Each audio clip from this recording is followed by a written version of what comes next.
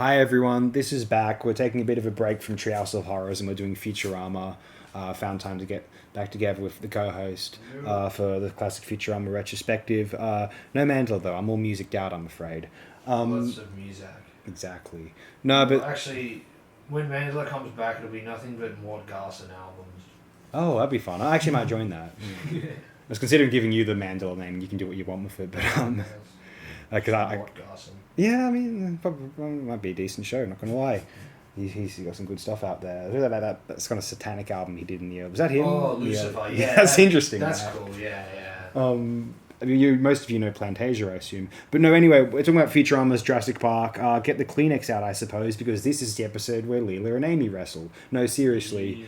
Yeah. This is known as the saddest episode of Futurama, along with Luck of the Friarish. And I was kind of a bit nasty. Well, not nasty. I was a bit disparaging of Luck of the Friarish when we discussed it. And that's fairly sad, but this episode's sadder. I agree. I actually, and I would have said it in that episode, I am more fond of Jurassic Park. I think it's a fairly effective episode. I wouldn't immediately, I love season 4, and if I was shortlisting season 4's best hits, I wouldn't immediately think of Jurassic Park, but I know a lot of people would. Yeah. You can tell how it is legitimately, I don't know, the sentiment is sort of... It's like a Hachi thing. Yeah, it's a Hachi thing, but you can see why it resonates, because I've never thought of this episode as all that funny. There's some good jokes in it, some great jokes, but it's not that funny an episode. So the fact that it sticks out in so many people's memory, I think sort of shows how effective its ending is. Watching it just now, I thought it was quite funny. I found myself laughing more than I anticipated. You know what? Me too, because I've always thought of it as a lesser funny episode. But yeah, even then, it's not one of those massively laugh out loud sort of episodes. Even the next one we'll talk about is, that's a good one. I think a lot funnier. I would agree with that. We gotta love, obviously, we really love Fry doing the hustle. That's just one of the moments of the entire. It's one of my favourite moment in the episode. It's so perfectly Fry. Yeah. When I first saw that as a kid, I got it. I've never heard the song. Yeah, I hadn't either. And maybe heard Born it in too some late. context of New York in a documentary or something about the 70s. But you know what I mean? Even of course. With perhaps a loose association, the bit still works. Yeah, it's just this cool flute thing playing over a kind of disco thump. It's cool, you know. Yeah. That's one of the most beautiful recordings of all time. Along with, we'll briefly Mandela for a moment. Along with Taj Mahal by Jorge Ben-Jor. I'm partial to Magic Bus by The Who, the original studio recording. It's magnificent. And Astronaut by Walter Wanderley and Modern Man by M. The cover of... by M People. That's a great song. Oh, no, sorry, I thought you meant M People. I think of the other song. The other song. Moving on up. You're better off with the original Small Faces for that, perhaps. Oh, yeah, for sure. And the other song I love is the Los Hooligans cover of Pink Shoelaces. That's just beautiful. What they do with that, it's a blessing not knowing another language sometimes, because that just sounds like a beautiful song that isn't some silly novelty song about a product. You know what I mean? Yeah.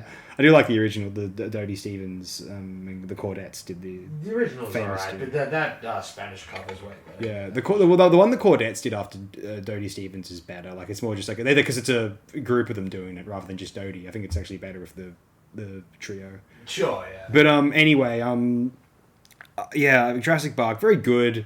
Well animated. I think it is effectively emotional to a point. I mean, I don't know, it is a little bit cheap doing the whole I'm one of these people who always thought it was a bit odd where, look, maybe it's just because I wasn't a dog owner, we had cats, I like dogs, but we literally never had a yard. I've never lived in a place which had a sufficient yard for a dog.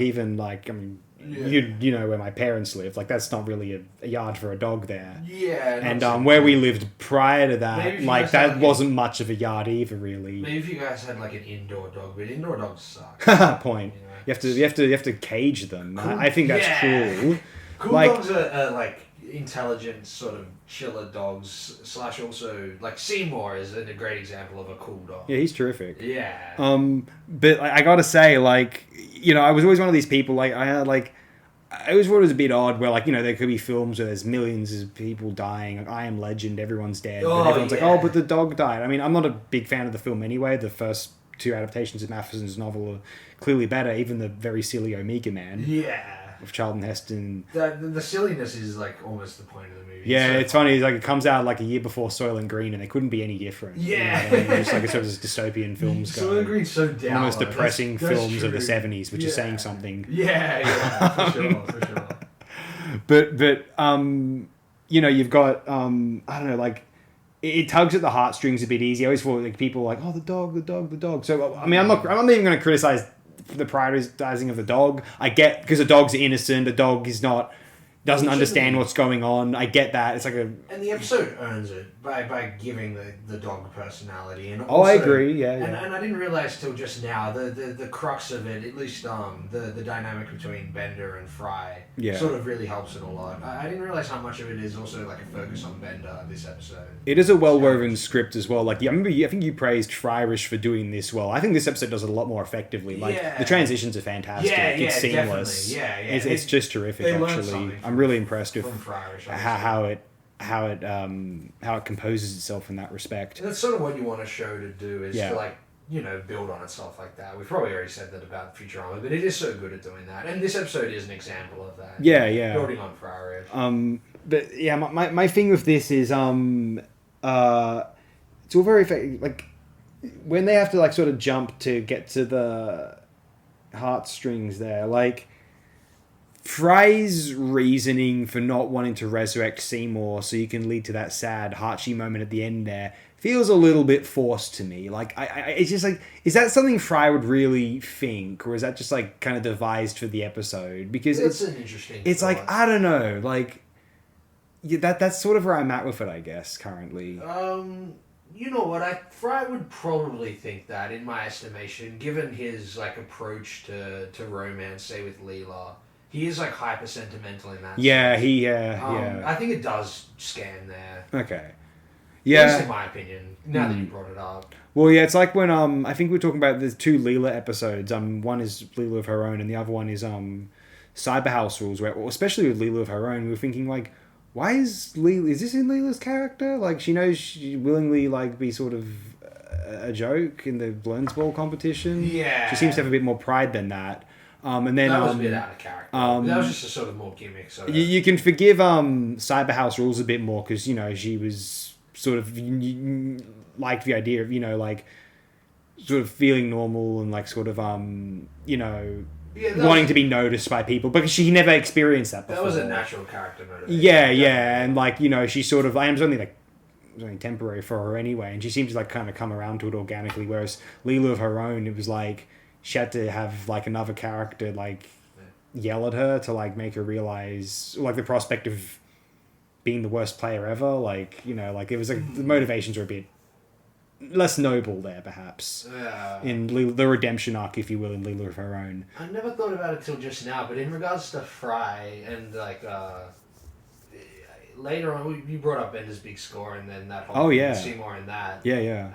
That's an interesting little tidbit. And you mentioned it's paradox-free time travel. It's like an Easter you egg, once mentioned to me that people got mad that they supposedly retconned Seymour's being petrified via Bender blasting the Panucci's, but like, isn't it obvious that that's an alternate timeline that doesn't exist? Paradox-free time travel, as the nudists say over and over again. Yeah. And it's the timeline where he did live like with Seymour or whatever. Yeah, he didn't go to the future. Like, he's even hanging out with his family in that. Like, it's not the same thing. The joke is that, even in this completely different timeline, Seymour still gets petrified, Like, that's the joke, and you people too dense to get it. It might scan as well, like you were saying earlier, about the Fry's motivation for not wanting to then revive Seymour because it had its own life. In the sense of, like, I just thought about it now. Lars is literally what Fry becomes with maturity. Yeah, good point. Like, the whole, his checkbook doesn't have the Hulk on it thing. Yeah. Slash what the parasites kind of brought out in him.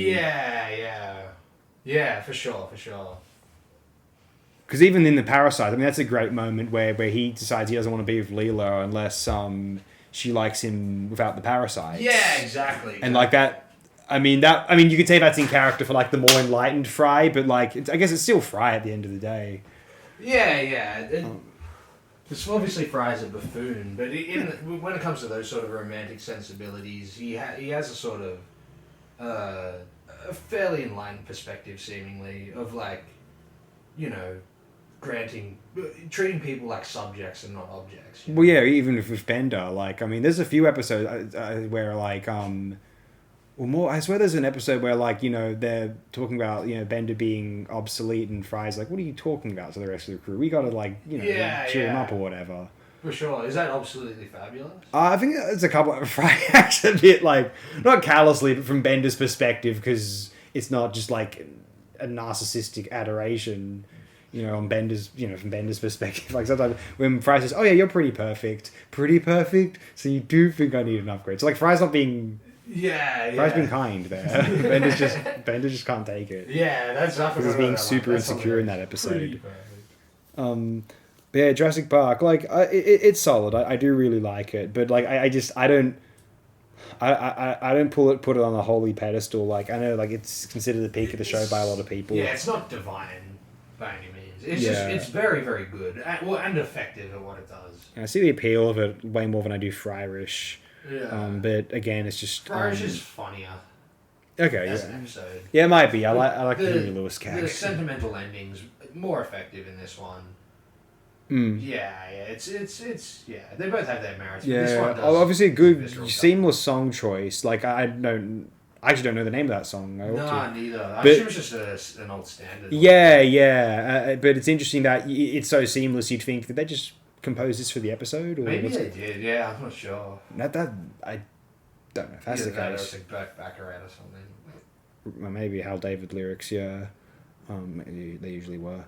But yeah, it's I enjoy this one overall. Yeah, I love a callback to Bender's big score is we see the drunken night New Year's Eve of the cryogenic facility owner. We see his hangover in Jurassic Park, and we actually get to see the drunken night itself briefly in Bender's big score. Yeah, I guess I never know. Well, like. Put the two together. I may have because I may have been watching. It was the commentary on Bender's Big Score. I pointed that out, and I think that's when I noticed because I didn't know I have season 4 on DVD, so I didn't rewatch some of these episodes quite as much. Remembered him and was just like, let's make a new. Yeah. Well, there's quite a few. I think Bender's Big Score was cool, and that had quite a few little callbacks because it was the first thing we'd seen of the show in years. Yeah. And so they just wanted there's quite a few little callbacks here and there to stuff. Sure. If I remember correctly.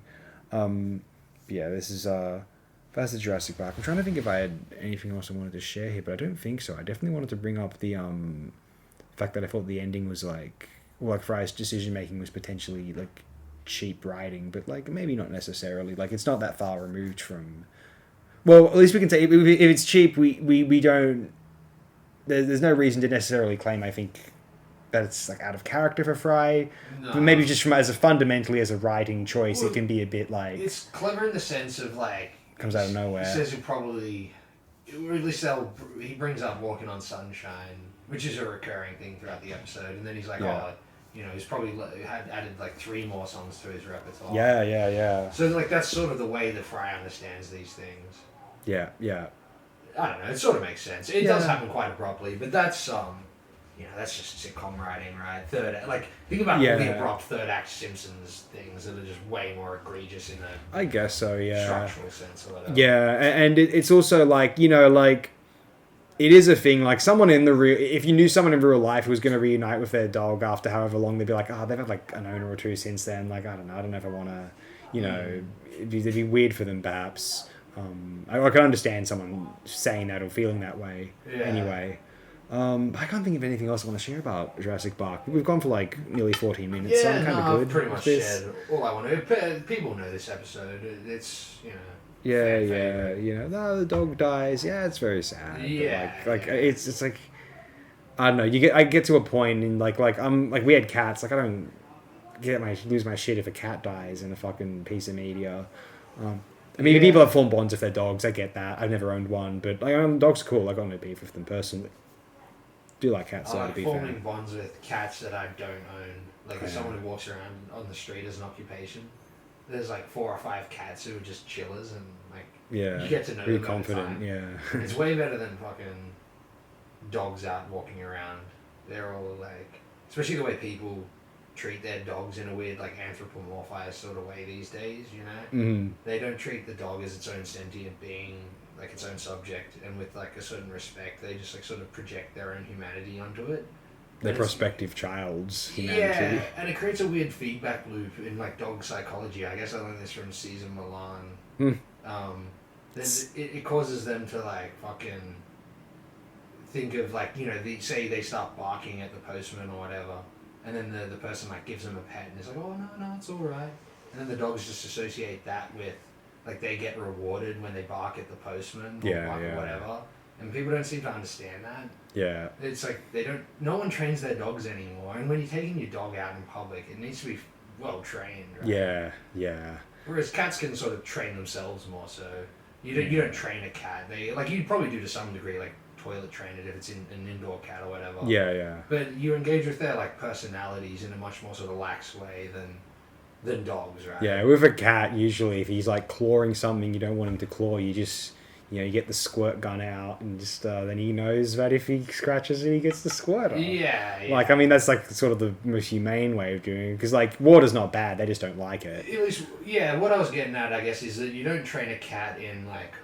You train it in like conduct in the home, but you don't have to train it in conduct with other people. They already understand that. Whereas people don't train their dogs in conduct. Cats tend not to hang out with other near people, you know what I mean? Like if you got visitors around, the cat will just kind of go away. Sure, yeah. Or if it doesn't, it's probably like a relatively well trained cat. Like we had Poppy, who was very friendly to people, but Pebbles would stick around, and Pebbles was still nasty to people. She just didn't give a fuck. Like she was just a cranky cat. Just a cranky cat. He's just hissing at the door, like, let me outside. It's like, why would I let you outside if you're, like, being cranky to me? At least pretend to be nice. At least act like when Bart was like, maybe if I look sad out in front of the video game cartridge, someone will buy it for me. Like, she used to do that. Maybe if I look really sad near the door, someone will let me outside. Oh, that episode is pretty classic. And then sometimes she'll just be angry near the door. Like, oh, yeah, I'll let you out. You're being angry to me? Yeah, sure. Fuck you, Peb. She's been gone for a while, but still. Anyway, talking about old pets. Anyway, I guess I'll close it here because it's probably getting a bit boring for everyone. Thank you, everyone.